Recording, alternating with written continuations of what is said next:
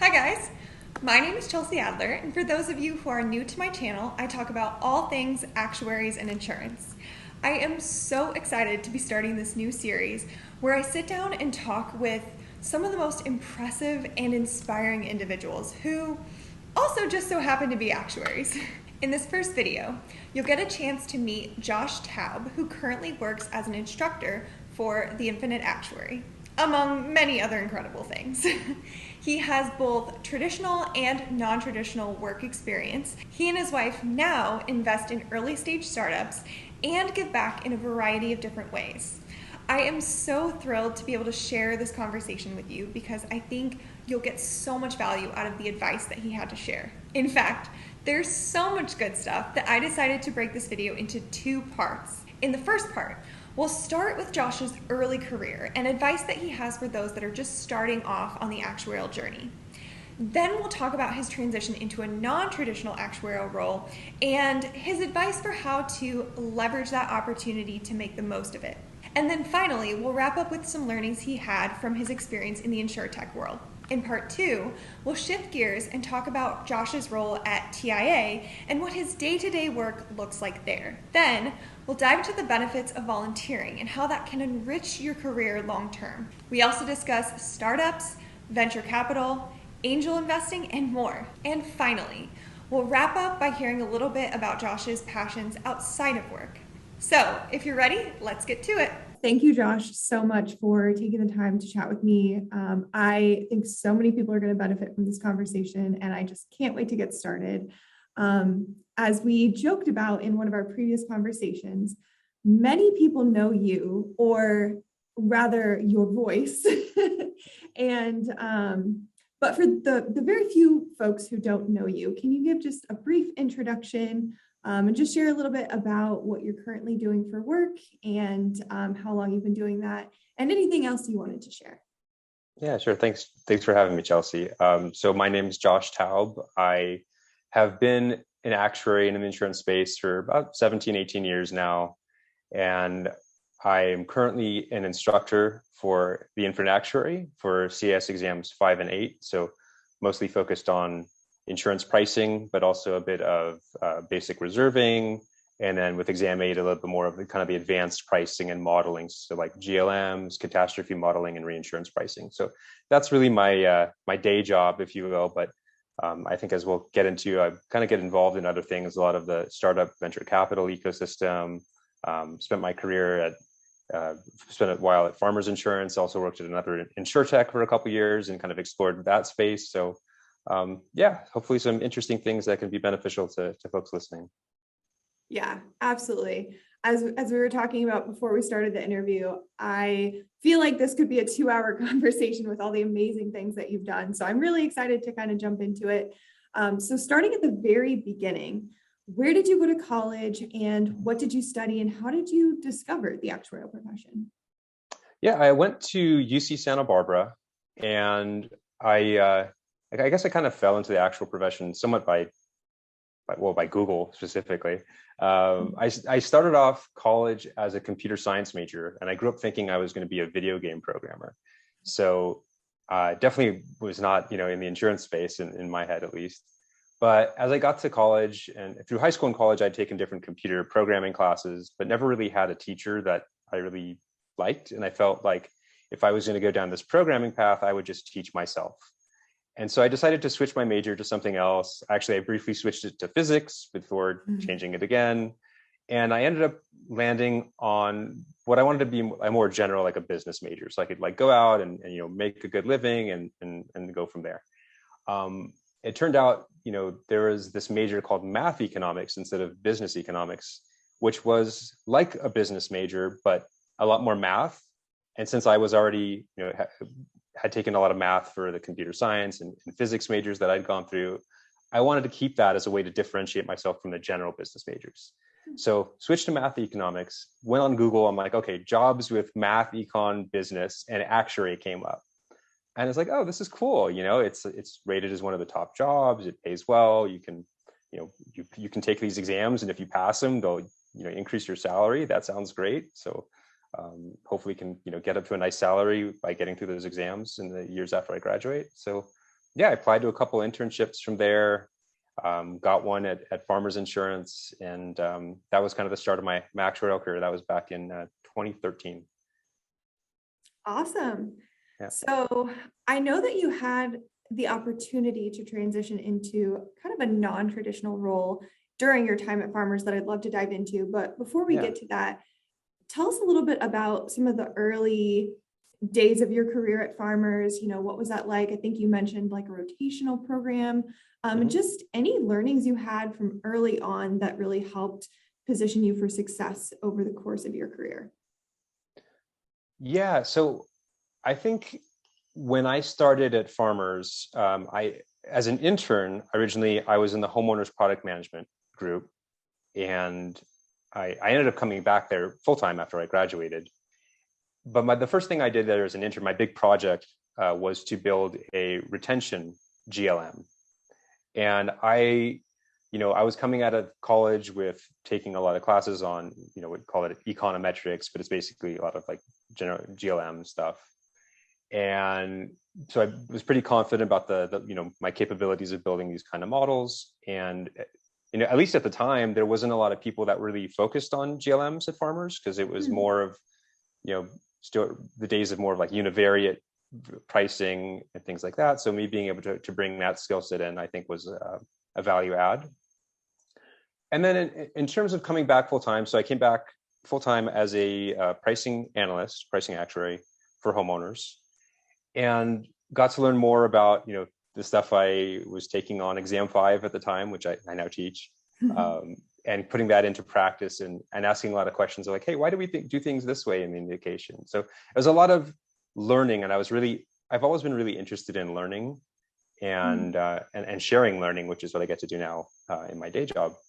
But I think besides just like wanting to learn everything, like learn about the data, learn about the actual methods, learn about the business, I think that was something that really helped me grow early on.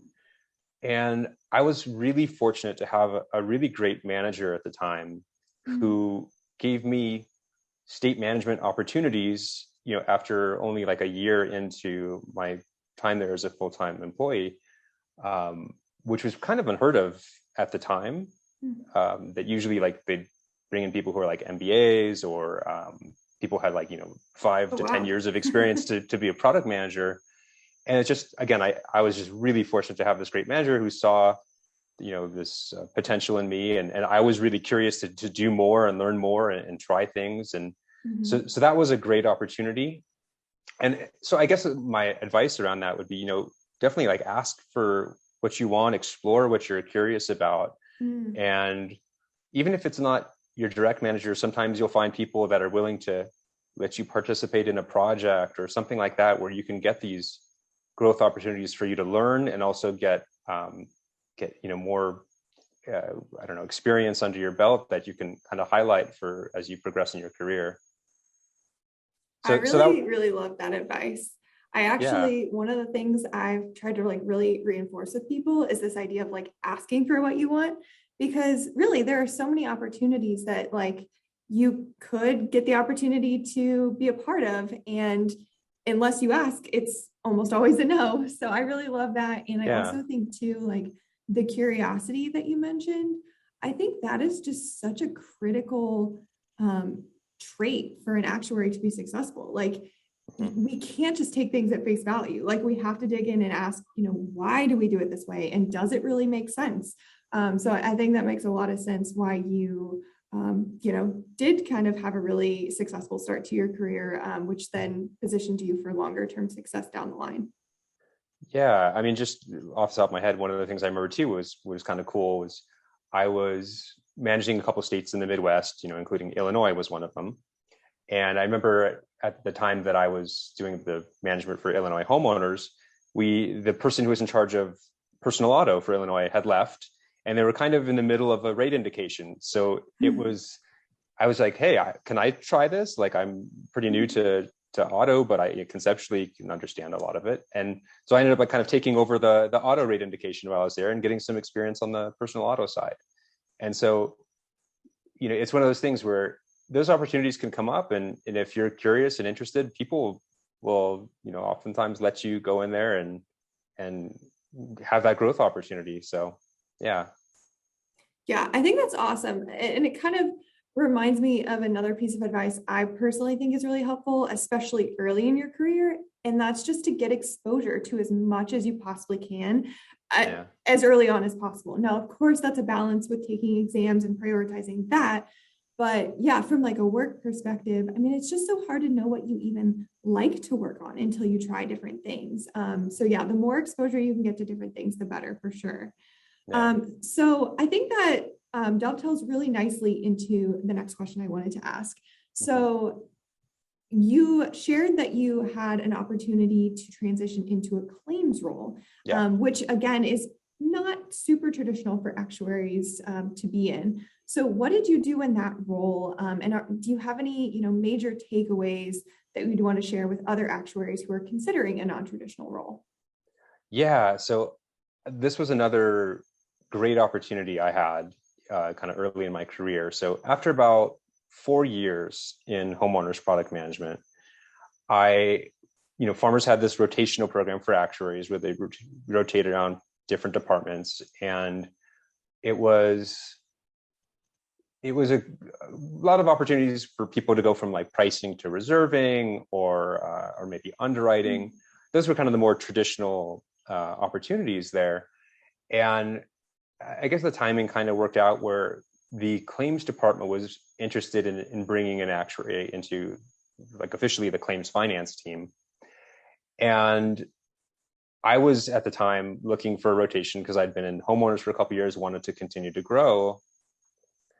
And so I didn't want to just do reserving because, I mean, frankly, I feel like, as part of rate indications, you do triangles. Obviously, you don't get into it as deep as a reserving actuary. But I felt like it wasn't as much of a growth opportunity. I wanted something that was just a bit more different, a bit more of an opportunity to grow and learn. Mm-hmm. And so when this claims thing came up, I was just like, yes, this is definitely what I'm interested in. And it ended up being so cool. So at the time, claims had never really brought in an actuary. And my boss, again, in the claims, was the head of the claims finance. So he, like, his whole team was focused on the finance side of things. He really didn't even know what like an actuary could or should do out there.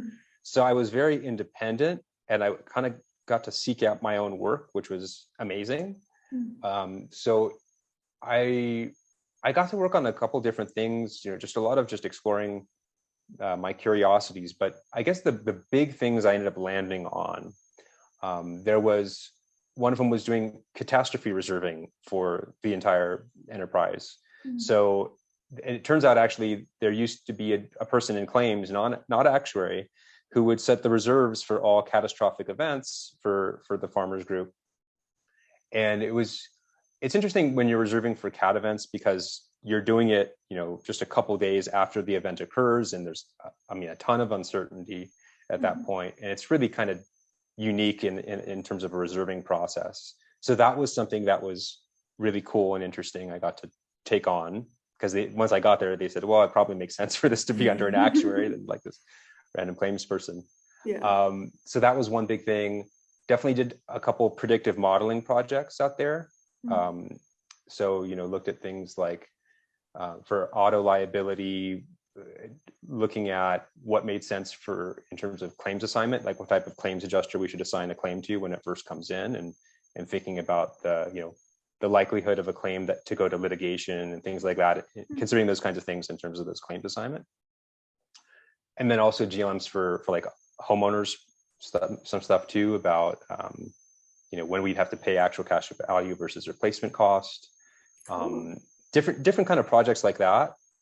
And then just kind of all sorts of interesting, more non-traditional things. And, we had a call center in claims that someone on my team was able to do some simulation analysis for call center staffing, which is very much, mathematical in line with what actuaries are capable of doing, but definitely a totally different application that we normally think of. Yeah. Another one was negotiating legal contracts with outside law firms. Basically I guess the concept at a high level was like you put a math person in claims and see what they can do with all the data there. For So sure. that was my role. I guess to add in terms of why it was such a great experience and why I recommend something like that for actuaries is claims is our biggest source of uncertainty in our data. And to be able to go into claims and understand the operations and say like, okay, this is why you might see certain things happen in the data, claims reopening or reserves changing a lot or whatever.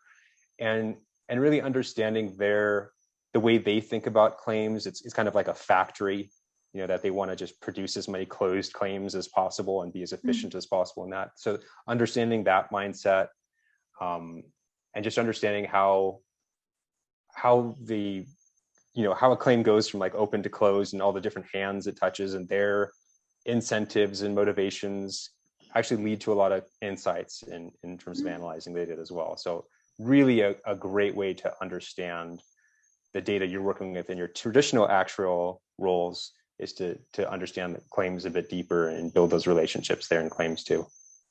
Yeah, for sure. I mean, I haven't personally had the opportunity to work directly in claims in my career yet, but I have always thought that would be a really helpful part of the organization to just understand on a better level, because you're right, like in these more traditional roles, our data comes directly from the claims function. And just the more you understand it, the better you're going to be able to make those predictions for the future. So I think that's really awesome that you had that exposure for sure.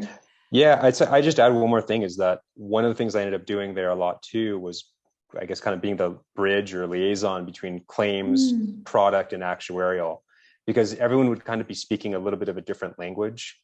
Claims, when they would be looking at their results that they'd measure, they'd organize data by like claims close date, because they wanted to talk about how productive they were. They're like, look how many claims we've closed this month, right? Whereas obviously actuaries are looking at things by, let's say, accident date typically.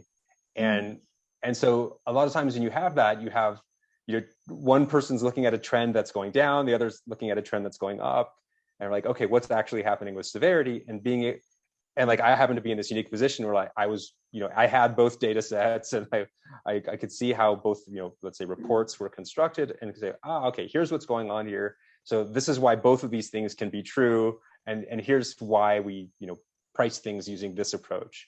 And getting everyone on the same page on that was really cool. And it was also a great exposure for me personally with senior leadership of claims and product and actuarial at the same time. Yeah, I think that role of sort of being like a liaison between different business areas is one of the coolest parts of our job. I'm just curious if you have any advice or tips with how to effectively communicate between these different parties, because you probably saw that the folks in claims speak a different language than the folks in actuarial and so on. So I guess just any thoughts off the top of your head about how to approach that in an effective way? Yeah, I think for me that something that kind of comes back to my curiosity is I've always wanted to understand everyone, how everyone like gets their information and puts it together. So I'd want to see the data, go drill down to the report to see how the data is used to produce this report. Or if I'm talking with someone in underwriting, let's say, I'd want to go, sit behind their desk and say like, what do you see on your screen when you're going through and processing these kinds of transactions? Because then I know when I end up using that data later on, I'm like, okay, this column in my data comes from when this underwriter clicks on this box right here. And so I have this better understanding of where everything comes from. And then once I have that understanding, then I can kind of reconcile it in my mind and say like, okay, are these the same sets of information that each party is using? Okay, if we agree that it's the same set of information, or if it's not, then like, can I reconcile it and explain why?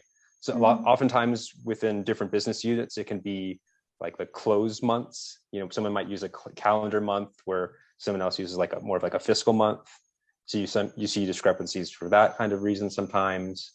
But just, basically understanding the details helps you kind of put it all together and then reconcile it. And once you've reconciled those differences and similarities, then you can try to communicate it in a way using language that those people would understand. Talk about it like, hey, your report focuses on these things, and that's good for you, or maybe here's an improvement I can suggest. That's another thing that's super value add, is if you can suggest improvements that also that help their goals in their own department, but also help them maybe communicate better with the other departments. That's something that they'll find valuable. Yeah, I love that. I think that's really great advice. Just kind of putting yourself in their shoes to some degree, getting into the details and understanding their perspective so that you can speak their language, I think is really, really valuable. So I want to switch gears just a little bit and talk about your transition into InsurTech. Yeah. So I know that you worked for a company called Swift for about 2 years. Yeah. So can you tell us a little bit more about what Swift does and what your role was there, and just kind of what inspired you to get into the InsurTech world? Yeah. So this was now fast forwarding a couple of years after I had left Farmers, and I was already doing TIA at this time. But I was curious about the startup world. And I think I can attribute a lot of that to my wife, who's been in the startup venture capital world now for a while. And she definitely encouraged me to look into InsurTech, because obviously insurance is my area. So I started looking into InsurTech, and this was now 2017 when I was really looking into this in more depth. I volunteered for a committee for the CAS. That was like an insurance on demand working party. Got a little bit, some exposure to InsurTech that way, and got to put together more of my thoughts about it. I happened to be living in Madrid at the time, so I went to a couple InsurTech events in Europe, met different people in the ecosystem. And then I applied to a couple companies in the US. One of them was Swift. And Swift is interesting. They're, like the name suggests, they want to be swift at basically getting you a property insurance quote. So their main focus is homeowners. They also do some commercial property as well, focused on habitational type risks, so like apartment buildings typically. And at least their initial vision was to get you a bindable homeowner's quote with just an address, and that's it. So in 5 seconds, basically, you can get a bindable quote. And so I really love that, because I think there's historically been not enough focus on the customer experience of insurance. It's typically often a painful process for people, both on the front end and on the claim side. Yeah. So Swift was like, look, let's make it as simple as possible. And what really attracted me to Swift, obviously, was an opportunity to get an InsurTech and be in a startup and the whole everything that comes with. But it was really cool that they had a couple of unique insights. One of them was this kind of quick bindable quote perspective. But one thing that they were doing different is they were actually not focused on saving the customer themselves time. They were actually focused on independent agents, because the value proposition there was like, look, if you can tell an independent agent, that they can have another quote to compare against in just a couple of seconds, that can potentially be a cheaper policy for their customer with the same amount of commission. Now their like value for their time, it's just astronomical, right? So they would always like, hey, I might as well just like put the quote in there in 5 seconds and see how that compares to everything else I'm quoting against. Yeah. And get the same kind of commission I would get elsewhere. So it was a really great value proposition for agents. And then the other thing that Swift focuses on is a lot of coastal risks. So a lot of the, one of the big projects I had there was launching Florida homeowners for them. Obviously, they're big in, yeah, that was a big old project. Yeah, I'm sure. Yeah, like Texas and Alabama and along the coast there. So they had some proprietary LiDAR data that they used to better price, hurricane exposed risks. So got to do that as well. And, that's an area where a lot of traditional insurers don't want to write a lot of business along the coast. So, and it all happened at the time where reinsurers were looking to get more into InsurTech and back InsurTech startups. So it's kind of this perfect timing for that from a market perspective as well. So yeah, it was a great opportunity to go in there, and then working at a startup, you get to have your hands really in just about everything. It's a smaller team, so you're going to get to do more of the different roles. So I mentioned Florida homeowners. So that was my biggest project while I was there. And normally an actuary would just be doing things like, let's say, putting together the rate plan and doing the rate filing, maybe. I certainly did that, but I also worked on underwriting, looked at building codes, even for incorporating that into our rating plan, doing all the catastrophe modeling, looking at all the regulations and compliance type stuff we needed to do, all the competitor analyses. So looking at all the contracts to suggest what kind of forms wordings we should use. So really just having you did it all. I got to do it all. And that's a great learning experience. And so that's the cool thing. One of the coolest things about working at a startup is just getting to learn a lot more, a lot quicker. And and just getting that experience is really cool. Yeah, I certainly would echo pretty much everything you just said in my experience working at an InsurTech. I'm curious, was there anything from your experience that surprised you? I don't know that anything particularly surprised me. I guess I already had some exposure to the startup space even before I joined. But one of the questions the CEO of Swift asked me on the first time I talked to him before I joined the company, when he was kind of interviewing me still, was, he had this kind of skepticism about people coming from a traditional corporate type background going to work at a startup. And he says, how do I know that you're going to be a cultural fit, essentially? And good question. Yeah. And actually my response at the time was I was living in Madrid. I'm like, it's midnight right now, and I'm on the phone with you talking about InsurTech. And so I'm definitely interested in putting in the time, no matter what it is. So I think that helps convince him a bit, but that won him over. Yeah. But yeah, there's definitely, with startups, you tend to want to be more flexible with your time. But I think the world's kind of moved in that way anyway, with the trend towards remote work, that especially after COVID, now we're all kind of a little bit more flexible with the timing of when we get things done, when we're not in the office. So I think that trend has just continued anyway. And I think we're all moving more towards sort of a startup-like work environment in that sense. Thanks so much for tuning in. If you enjoyed this video, please make sure to like and comment below so that others are more likely to find and benefit from this information. Also, if you're excited about part 2, make sure to subscribe to my channel so that you're the first to know when it gets released. If there are other actuaries or insurance professionals that you'd like to hear from, please let me know. You can put a comment down below, or you can send me a direct message. And finally, if you have questions for Josh, I've included his contact information in the description below. Thanks so much for watching.